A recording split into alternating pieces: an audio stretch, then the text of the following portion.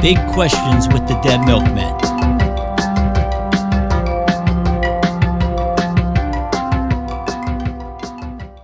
All right, everybody. Choo-Choo and the Philly Flash are on the phone, so we will speak with them now. Hello, Gherkins, and welcome to Big Questions with the Dead Milkmen. This week's big question is, what was the most ridiculous thing you were forced to do in school? Also, there are bonus points if you can name a great song about school that isn't School's Out or Smoking in the Boys' Room. So just before we get started, I just want to say, although we're going to be busting on school, we hold the teachers of America in high regard. They do a rough job for very little money, and I'm sure that there are some of them that should have earned a lot of money just for having to deal with me. And also, I want to thank my sixth grade teacher, Mr. Aceto, who taught me how to project my voice. I probably sound just like him now that I'm an adult, but it's been a very useful thing. So thank you, Mr. Aceto. Okay, the dumbest thing or the most ridiculous thing, it's the most ridiculous and the dumbest thing that I was forced to do in school, and this happened in junior high, dissection. Dissection is they would start you off, it's like a serial killer. You know how serial killers start like killing animals and stuff, and then after a while they're peeping in the window, and the next thing you know, the guy's got a white van, he's parked outside the schoolyard. They start you off really small with these, I want to say small, but they're huge earthworms. They're like gigantic. They're like the Dirk Diggler of earthworms. And you've got to cut them open and then like write about what you see. And an earthworm looks exactly the same on the inside as it does on the outside. So I would be trying to like look through and distinguish stuff. And after I realized like, this is stupid. And then after you do that, then they graduate you to frogs, which was a real mistake for my junior high, because they give you these little like sticky peggy things. So after you open the frog to peel it back and hold it down, and we were dipping those in the frog innards, like sticking them, and then we would poke each other, go, now you're a were-frog. My friend Smitty cut one of the eyes out of the frog, and we had these textbooks that weren't supposed to leave the biology lab because they never come back. And so they would, they moved around. So you have like 4 or 5 of them on these big table desks. And Smitty opened up one, put the eye from the frog in there, smashed the book shut, then opened it up again, wrote, I see you next to it, EYE, smashed it shut again. And then we forgot about it. And months later, somebody got to that page and we heard a scream from the back of the room. So it's just a bad idea giving kids in junior high. They gave us scalpels. It's like that's a completely insane thing to do. Like, somebody's going to get hurt. And some schools we didn't have to do it, but I've talked to people who had to dissect fetal pigs. Mm-hmm. Yeah. Did you guys have to do that? No, but my school did. I didn't have to. I did the frog and the worm though.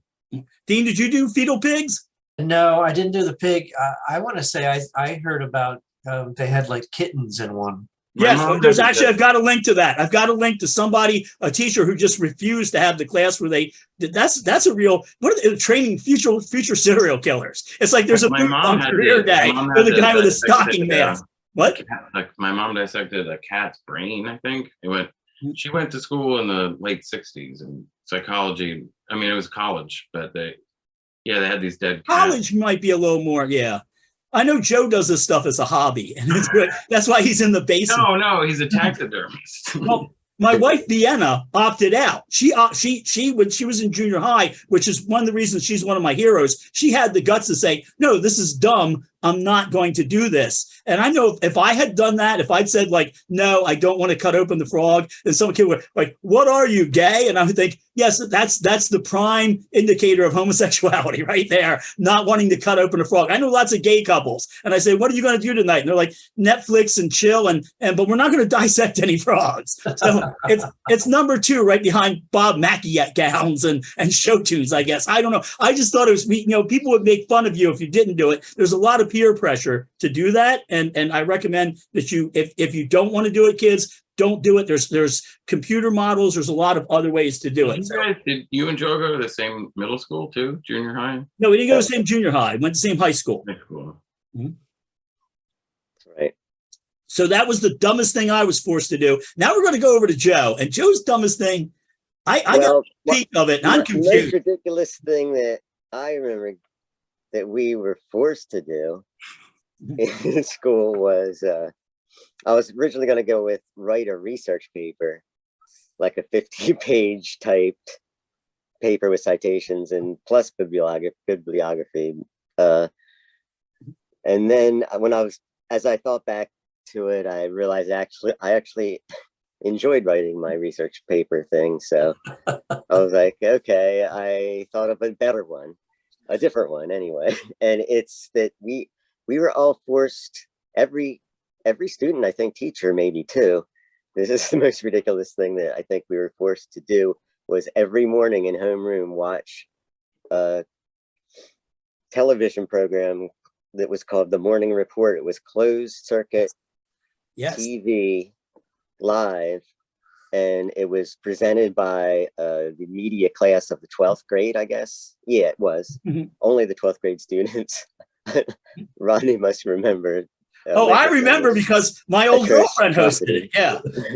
My girlfriend hosted it. Yeah. Dialed off of like a news like the nightly news with the news, which was the morning announcements and the new whatever news they deemed worthy of covering from, and then a sports guy and a weather guy and or a gal or whatever, and features, and then it's like every 15 minutes every morning or so. I loved it, but it was bad, but I loved it. Wasn't so bad it was good. It wasn't the most ridiculous thing that everybody was forced to watch. The menu always ended with "and white milk." And the young lady, she wasn't my girlfriend at the time. I wound up going out with her, but she, I think according to her, she'd had a nip before school and went, "and white milk." And I'm sitting there going, she's drunk. Yeah. Yeah, it was. I don't think there's on Saturday Night Live they used to have a sketch where there was like a morning cable show for like junior high or something. That should give you folks an idea, what it was like. Huh? You said Wayne's World? Joke. No, not Wayne's World. No, it's not Wayne's Like World. That's a different sketch. Is it my turn?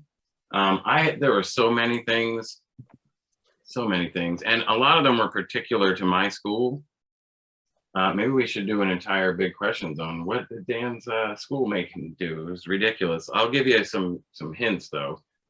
Everybody got a card and you had 8 spots on it. And anytime you had to use the bathroom in class, you had to raise your hand and the teacher had to sign their name. And you only had 8 times in a month you could go to the bathroom while you were, they also had a sweep hall, which was where if they had a bell ring and then you had 2 minutes to get to your classroom, and if you were going through the doorway when the second bell rang, these people in the hall, like sweep ladies or gentlemen, they would take you to this other section of the building and you sat there for the whole class period. So it was like a punishment for being late. But my argument was, none of my classes started right away. The teacher's always like doing something, people are talking, if you miss the first few seconds of class. I could go on and on about this, but my number one, what hit me right away when I saw the question was pep rallies. So here's what they shorten every period of the day, so there's enough time to take an entire period worth of where you could be learning something to root for your school team. I don't know about you guys. Not only was I not on any teams, but I didn't give a fuck about what the teams were doing. And as a matter of fact, my particular school had the name, and still does, the name Redskins as their team. But they say the Skins anyway. That's scary. Doc Martens and suspenders. Loincloths. All right. Pep rallies. Yeah. So my friend and I one time decided to find out who the team that they were playing against was, and we had art class right before the pep rally, and we made these big posters for like the Abington Tigers or whatever it was. And this was awesome because someone took a picture of it, and we didn't know it until we saw the yearbook. But you see us holding these signs, but like the person blurred it out so you couldn't see what it said. Or it was just like washed out. But but we were pulled out of the bleachers. The assistant principal was like, because I don't know, people must have gotten upset about it. The people next to us didn't know what was going on. They thought we were just really enthusiastic. Fran yeah, Lebowitz, the author, she was suspended she cut a pep rally to go to the library. And she's like, in my school, pep was mandatory. Yeah. And, you know, I guess I was like 16. And so we were pulled out of it. We had to sit on opposite sides, but he made us sit in the very front of everybody. And people started figuring out what was going on and like throwing stuff and yelling at us. It's not like we were popular to begin with, but that didn't help. But I don't know. And then the assistant principal was talking to me and I was like, I just feel like it's ridiculous that we have to miss out on learning to sit or something. Like, okay, it was hard enough convincing me to do gym. That was going to be one of my things. And then I thought, you know what? No, gym is important. You got to teach kids to be active. No, I'm not talking about sports. They got to do some kind of like teach a kid how to do a fucking pull-up or something, like push-ups. I don't know. But yeah, pep rallies, like there's nothing, I don't like those sports or any of that stuff. And those kids that played on the team were assholes too. So there's no pep rally for the chess team or the debate team. The dumbest thing I used to think about pep rallies was they would come out and they'd have this big like paper, giant like brown paper, 18 by 20 foot banner with the other team's name written on it. And then our team would run through that. And I used to think, oh, that ought to scare them. They can run through a thing of paper. And then and again, our team was called the Coatesville Red Raiders. And I think I was probably in my junior year of college. That's kind of messed up. That is really like, and they're still called that, which is really odd. And then they've also had some trouble there with the people that ran that program sending racist text. But that's a whole nother thing. But I thought that was odd. And then I've told the story maybe on here. I know I've told to you guys. One of the only good times I ever had at the pep rally was they came running out to the song "I'm Coming Out" and they're pumping their fists and they're like, "Yeah, Downingtown better watch out because the Coatesville Red Raiders are coming out." I'm like, I support this bold decision. You can tell these are guys that didn't want to dissect frogs. That's what happened. They didn't want to dissect frogs, and next thing you know, they're running through paper, they're in tight outfits, and they're coming out. I was just. Yeah, without a doubt, pep rallies are so high on my list of the most pointless things because, again, it's a rally for the popular kids. They don't need a rally. Give one to, I played Dungeons and Dragons through high school. We never had a rally. Yeah, they considered it skipping because I did try to skip one. And when I was out in the hall and somebody saw me, that I was, I don't think I got a detention or anything, but I was definitely reprimanded. And maybe I had to sit in the office or something, but at least, shortening the classes just for, I don't know. That's all. Game. Dean, you want to throw any logs on this fire? Well, I take umbrage with Dan's statement about gym class because I didn't really enjoy gym class. Everybody else took it far too seriously than I did. Everybody was competitive. And I just didn't like it. And it's required for you to graduate. You have to get your gym credits, or you'll have to go to like remedial gym or whatever before you can graduate for some stupid reason. Dan did that. Yeah. So I didn't enjoy gym class. It was required. I do want to mention that I was interested to see that things have changed over the years because when my son went to high school, he was not into gym class either, but, and granted, we were fortunate enough to have the money. You could pay for something in our school district called summer gym, in which if you wanted to be able to take extra classes during the year, which I would have gone for, you could take an intensified like 3-week summer gym course, kind of like summer school for gym. So you'd have to go for like, 3 or 4 hours every morning for 3 weeks. And you would get your gym requirement done before the school year started, which seems like a pretty good idea to me. Because knowing what I know about how it went for Victor, my son, and also my sister's kids who also did this, a lot of the time it was like, it was like one of the gym teachers decided to make a few extra bucks and take on the class for the summer. And you'd show up and they were like, hey kids, here's a basketball, go shoot some hoops for a few hours. And you just go off and do whatever you want for a few hours. Or, hey kids, go out and play some baseball, or, run some laps. And then you just run around for a little while, and then you'd sit around and you'd shoot the shit, and then you'd be done your gym class for the day. Seems like a pretty good deal to me. So, but I also, Sorry. I was going to say, in the words of leering pervert Woody Allen, those who can do, those who can't teach, those who can't teach gym. That's right. And those who can't teach gym teach at my school. Cool. Yes. That was the rest of it. You went to a public school, Dan, or a private school? Yeah, public school Okay. in Chamonix. Anyway, that's the That's gym yours? class. I would say, like, in retrospect, I would not agree with you, Dean, but back then I agreed that gym was pointless, and I did almost fail. And they tried to say I couldn't graduate because I was not prepared for gym. And then I was just wearing my regular clothes, and I was like, look, I'm here. If you want me to do the things, I'm here. And he's like, no, you don't get credit because you didn't bring gym clothes. So then I just stopped bringing my gym clothes. Well, here's another thing. I mean, my simple protest was, your gym socks back in the day, they were white socks. They came up to your knees, and they had different colored stripes on them. I would wear different colored stripes gym socks, and they thought that was like, oh my God, you're just so weird. A loner and a rebel. Yeah. You're a rebel for wearing. And then, I don't know if we want to get into, I mean, in the 70s, we were forced to strip down and take showers after gym class. While the gym teacher watched. Showers. Yes.